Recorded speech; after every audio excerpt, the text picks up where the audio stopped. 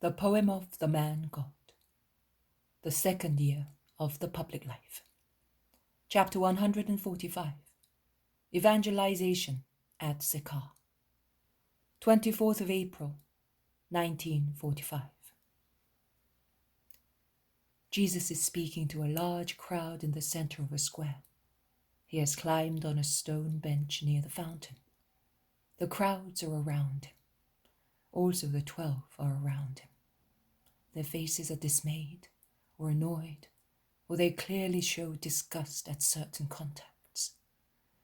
Bartholomew and the Iscariot, in particular, clearly show their embarrassment, and to be as far as possible from the Samaritans, the Iscariot is sitting astride the branch of a tree as if he wanted to dominate the scene, while Bartholomew is leaning against a door in a corner of the square. The prejudice is evident and clearly visible in all of them. Jesus, on the contrary, has not changed his usual attitude in the least. Nay, I would say that he is endeavoring to prevent his majesty from frightening the people, and at the same time he tries to let it shine to remove all doubts. He caresses 2 or 3 little ones and asks them their names. He takes an interest in an old man to whom he gives alms himself. He replies to 2 or 3 questions which are put to him on private matters, not on general problems. The first one is the request of a father whose daughter had eloped and is now begging to be forgiven. "Forgive her at once." "But I suffered because of her, master, and I still suffer. In less than a year, I have grown 10 years older." "Forgiveness will relieve you." "It is not possible. The wound is still there." "That is true. But in the wound, there are 2 parts that hurt. One is the undeniable affront you received from your daughter. The other is the effort to cease loving her. Remove at least the latter. Forgiveness, which is the highest form of love, will remove it. You must consider, poor father, that your daughter was born of you and is always entitled to your love. If you knew that she was suffering from a physical disease and that she would die, unless you cured her yourself, would you let her die?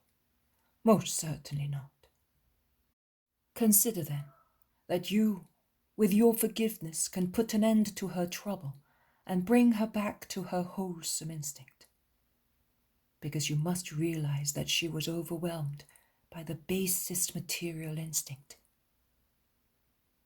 "So, you would advise me to forgive her?" "You must."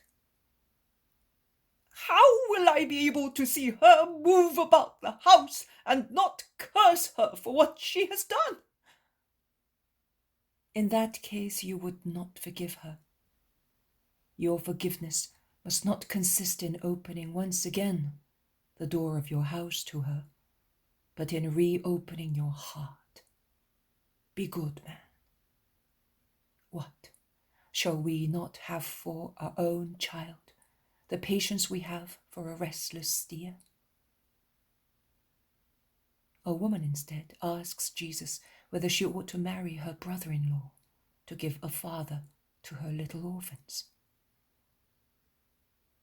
"Do you think he will be a real father to them?" "Yes, master, I do. They are 3 boys. It takes a man to guide them." "Marry him then, and be a faithful wife to him, as you were to your first husband." The third man asks him whether he will be doing the right thing or not by accepting an invitation to go to Antioch. "Man, why do you want to go there?" "Because I have not enough means here for myself and my large family. I met a Gentile who would employ me because he saw how skillful I am in my work, and he would take on also my sons. But I would not like. The scruple of a Samaritan may seem strange to you, but there it is. I would not like to lose our faith. That man, is a heathen." "So Nothing contaminates unless one wants to be contaminated. Go to Antioch and be of the true God. He will guide you, and you will be the benefactor of your master, who will acquire the knowledge of God through your honesty. He then begins speaking to the crowd. I have heard many of you, and I have perceived that each of your hearts is rent by a secret sorrow, a grief, of which you are not even aware. Your sorrow has been accumulating for centuries, and neither the reasons expressed by you, nor the insults hurled at you can dissolve it. On the contrary, it becomes deeper and deeper, and weighs like snow that becomes ice. I am not one of you, neither am I one of those who accuse you. I am justice and wisdom. And once again, I will quote Ezekiel to solve your case. He speaks of Samaria and Jerusalem in a prophetical style, and he says that they are daughters of one mother, and calls them Oholah and Oholibah. The first to fall into idolatry was the former, whose name is Oholah, because she was already deprived of the spiritual help from union with the Father of heaven. Union with God is always salvation. She changed true wealth, true power, true wisdom with the poor wealth, power, and wisdom of one who was inferior to God, who was even lower than she was. And she was seduced to such an extent as to become the slave of the way of living of her seducer. She wanted to be strong, and instead became weak. She wanted to be superior, and became inferior. She became insane because she was imprudent. It is not easy for one to get rid of an infection when one has imprudently become infected by it. You may say, inferior? No, we were great. Yes, you were great, but how? At what cost? You know. How many people, also amongst women, become rich at the dreadful cost of their honor? They achieve something that may come to an end. They lose something that never ends, their reputation. When Oholibah saw that Oholah's folly had brought her wealth, she wanted to imitate her and become more deranged than her sister, and was twice as guilty, because she had the true God with her, and she should never have trodden on the strength that she received from that union.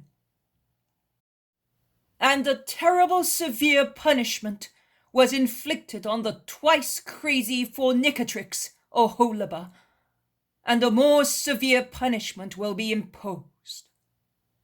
God will turn his back on her. He is already doing so, in order to go to those who do not belong to Judah. Neither can God be accused of being unfair, because he does not impose himself. He opens his arms to everybody. He invites everybody. But if one says to him, go away, he goes away. He goes to seek love elsewhere, to invite other people, until he finds someone who says to him, I will come. I therefore say to you that you can find relief from your torture.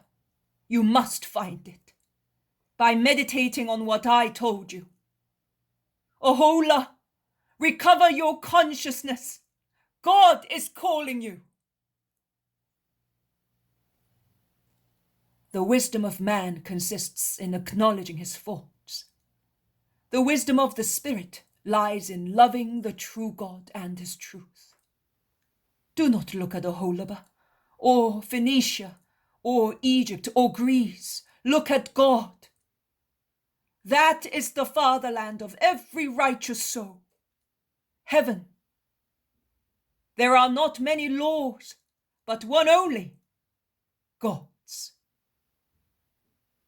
Through the law, one achieves life. Do not say we sinned, but say we do not want to sin anymore. You have the proof that God still loves you and that He has sent His word to say to you, come. I say to you, come. Have you been offended and prescribed? By whom? By your own fellow creatures? But God is above them, and He says to you, come. The day will come when you will rejoice, because you were not in the temple. Your hearts will rejoice at that.